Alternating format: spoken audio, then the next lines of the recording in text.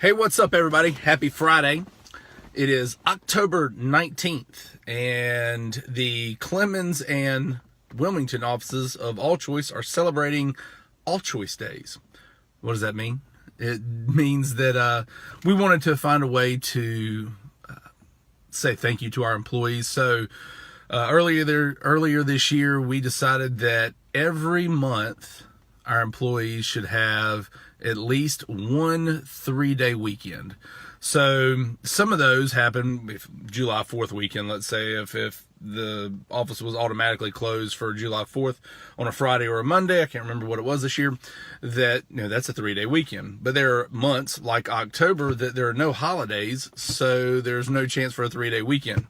So today, the Wilmington and Clemens office are celebrating All Choice Days. That doesn't necessarily mean that I'm getting to celebrate All Choice Day, but that's neither here nor there. So I feel sorry, and thank you to the Greensboro office for pulling the slack. And next week, when you guys celebrate All Choice Days, we'll do the same. Today, I want to talk about something very quickly that happened last night and got me thinking. That life always throws you curveballs, and you can either allow the curveball to really mess you up, or you can use that curveball to learn something, to gain a new perspective. Last night, Melinda and I went out and had a nice dinner at The Porch, which is a very hipster place. So as you can probably tell, I don't fit in too well with the hipster crowd. I can't wear skinny jeans. My thighs are too big. Thanks CrossFit for all the thigh action there. But after our dinner, we come home and we're about to pull in our driveway, and there's someone in our driveway. And then I look, and right at the corner of our property, there is a nice new Jeep that has run right off the road and right into the corner of our property where there's some trees. So we stop, we get out. Everyone was okay, thankfully. I'm not sure how this happened, but thankfully no one was injured. There was a 17-year-old that was driving the Jeep. His sister, 15-year-old, was riding with him. They literally missed hitting a stop sign and hitting the gas main that is on the front of our property. I don't know how he split it, but he did. Someone had pulled out in front of him, and he swerved to the right, missed everything. The Jeep was it was damaged pretty good. But we were there, I think it was around 9:30, and everything didn't get cleaned up until approximately 12:30. And Melinda and I stayed out there the whole time. Melinda actually ended up taking the daughter home.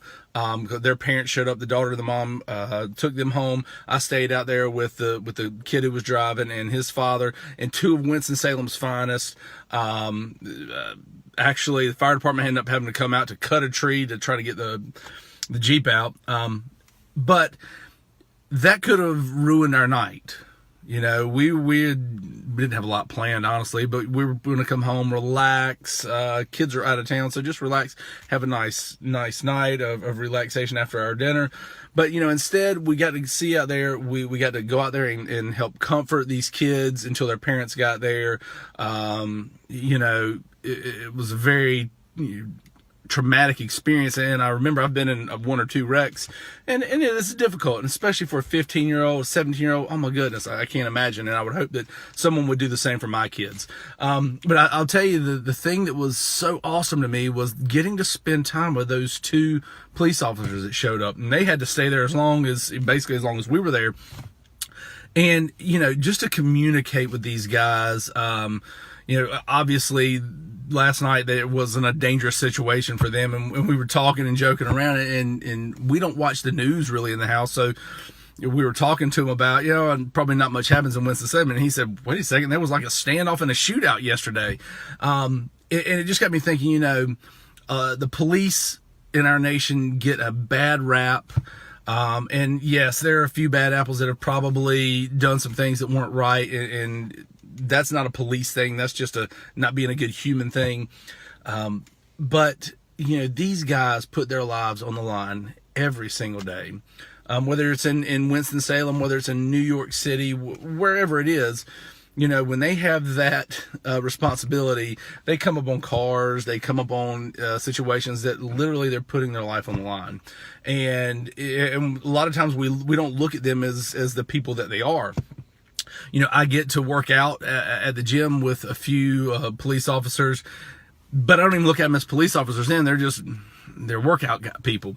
But when you see them in that uniform, a lot of us have that connotation of they're not real, they're not human. It's kind of like seeing a teacher. I remember when I was young, seeing a teacher out in public, you're like, oh my gosh, teachers actually go out? What is going on here?